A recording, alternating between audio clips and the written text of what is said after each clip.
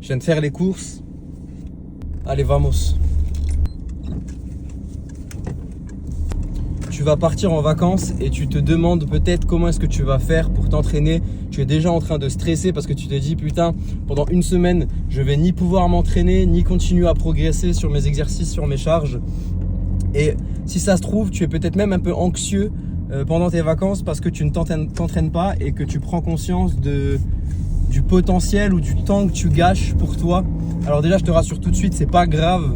C'est pas grave si tu t'entraînes pas pendant une semaine, c'est pas la fin du monde. Faut juste pas que tu répètes ça sur l'année, tu vois. Mais si tu pars une fois en vacances, 1 à 2 semaines, si tu t'entraînes pas juste une semaine, ça va, tu vois. Mais ne t'en fais pas de toute manière parce que dans cette vidéo, je vais te montrer exactement comment est-ce que tu dois faire, comment est-ce que tu dois penser. Déjà, je te félicite parce que si tu recherches une solution pour t'entraîner pendant que tu pars en vacances, eh bien, tu vas forcément réussir ce que tu entreprends. C'est vraiment les schémas mentaux de la réussite parce que même quand tu pars, même dans d'autres conditions, tu cherches toujours à travailler. Et si tu continues à réfléchir comme ça, tu vas forcément réussir en fait dans ce que tu entreprends et notamment dans ta progression et ta croissance musculaire, tu vois. Donc maintenant, quelles sont les 3 façons de s'entraîner quand on part en vacances? Eh bien, premièrement, ne pas le faire, le déload, tu vois. Le déload, qu'est-ce que c'est? C'est la 5e semaine de ton bloc d'entraînement de décharge où tu vas récupérer des 4 semaines, tu vois. Quand tu es quelqu'un qui t'entraîne de façon cyclique, de la semaine 1 à la semaine 4, tu vas monter l'intensité, la charge par exemple. Et ensuite, la semaine 5, tu vas tout diviser par 2 par exemple et faire une phase de décharge pour récupérer, pour repartir sur un autre cycle de croissance, tu vois. Donc le déload, si tu le gères bien, tu peux faire en sorte qu'il tombe la semaine où tu pars en vacances, tu vois. Comme ça, tu es tranquille. Moi, les semaines de déload, ce que je fais, déjà, je m'entraîne beaucoup moins régulièrement et je m'amuse. Donc, je prends pas mon trépied. Je fais juste quelques exos parfois pour la technique. Mais ça m'arrive des fois de faire des choses complètement différentes juste pour m'amuser, pour faire d'autres choses. Et si toi, quand tu pars en vacances, ça tombe ta semaine de déload, eh bien, tu peux tout simplement rester dans ton appart de vacances, dans ton mobil-home, faire des pompes, sortir dehors, faire juste des pompes, quelques tractions et t'amuser rapidement.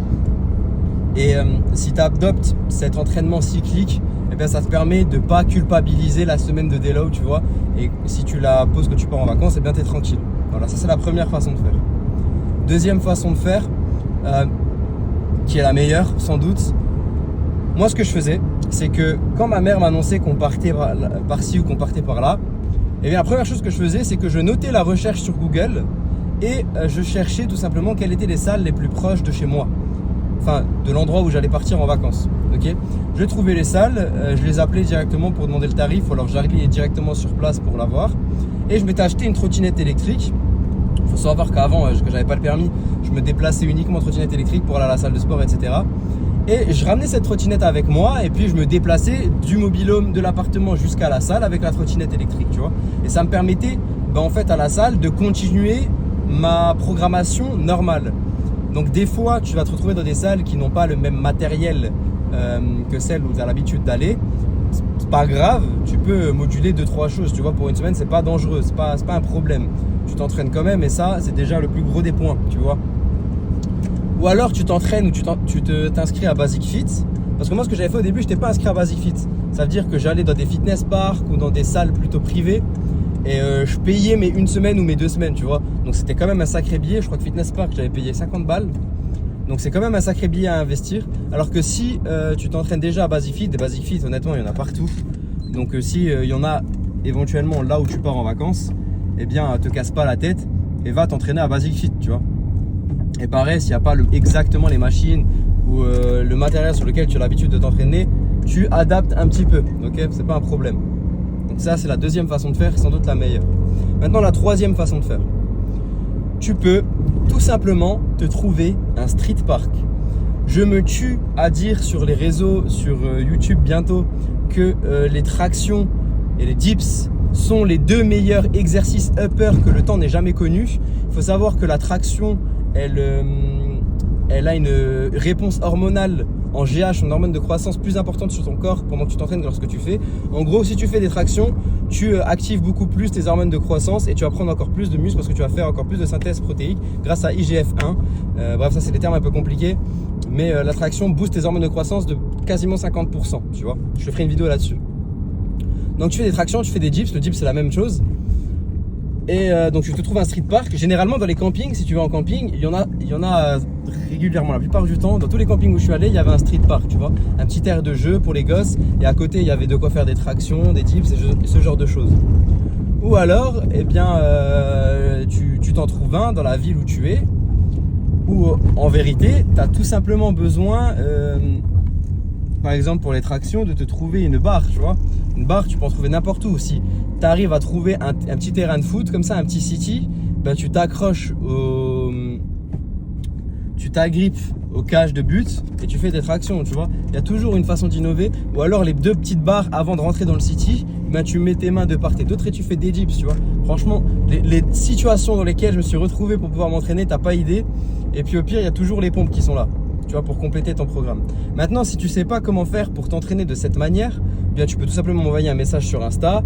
J'ai encore une petite communauté, donc je peux en profiter pour appeler tout le monde gratuitement, hein, je te vends rien, je t'invite pas à un webinaire, je te close pas, rien du tout. C'est vraiment juste on s'appelle pour comprendre toi ce que tu vis en ce moment, quels sont tes objectifs, quel est ton passé sportif et t'aider gratuitement à faire ton programme, tu vois, en ce sens. Donc ça c'est un truc que je te propose et qu'on peut faire, si jamais ça t'intéresse. Donc sinon si tu sais déjà, ben, tu vas tout simplement à ton street park et tu t'entraînes, tu vois. Et c'est vraiment important que tu adoptes ces schémas. Pourquoi il sonne lui? Ok. C'est vraiment important que tu t'entraînes, même quand tu vas en vacances, que tu adoptes les schémas mentaux parce que n'importe quel homme normalement constitué peut atteindre un physique de malade, tu vois. Donc toi, moi mon but c'est vraiment juste que tu penses comme moi et ces gens-là. Et que tu t'entraînes coûte que coûte, qu'il pleuve, qu'il vente, qu'il neige, que tu fasses attention à ta diète, même s'il y a des putains de Kinder Pinguis dans ton frigo parce que tu habites encore chez tes parents et que tu as du mal à résister. Non, non, non, il faut vraiment que tu fasses attention à tes objectifs, que tu te rappelles pourquoi tu es là et quelle est ta mission et que tu adoptes tous ces schémas mentaux et tous ces schémas de réussite, tu les implémentes et tu implémentes dans ta vie une discipline inégalable. Tu es en mission, ok? T'es pas un clown qui pense à des rêves mais qui les met jamais en action, qui passe jamais à l'action du moins. Alors tu fais ces choses-là pour toi et je te garantis que si tu fais attention à tout ça, tu vas forcément réussir. Tu vas forcément, c'est mathématique, tu vas forcément atteindre tes objectifs. Tu vas forcément réussir ta prise de masse. Tu vas forcément réussir ta sèche. Il y a des choses, il y a des règles à respecter.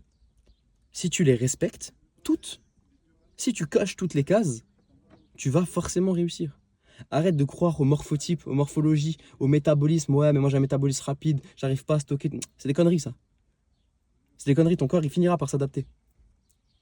J'en ai vu des centaines de personnes forcer, entre guillemets, le métabolisme et réussir à adapter, à faire en sorte que leur corps s'adapte. Il suffit que tu adoptes la bonne alimentation et la bonne programmation, que tu fasses des exercices uniquement dans le but de booster ta réponse hormonale lors de tes entraînements, ça va forcément marcher, tu vois. Ça va forcément marcher. Enfin bref, c'était Alessio, je te souhaite de très bonnes vacances si tu y vas cette semaine, si tu y vas le mois prochain, parce que si tu regardes cette vidéo, tu vas forcément bientôt partir en vacances. Alors, bonnes vacances à toi, n'oublie pas de t'entraîner, n'oublie pas de t'hydrater parce qu'il fait chaud. Eau riche en électrolytes toujours, mange des fruits le matin, mange des fruits le soir, mange des fruits le long de ta journée, hydrate-toi, bois du kéfir, bois du lait. N'oublie pas, il y a une liste d'aliments riches en eau disponible dans ma vidéo sur l'hydratation, alors n'hésite pas à te régaler. C'est Alessio, je te fais des poutous, ciao.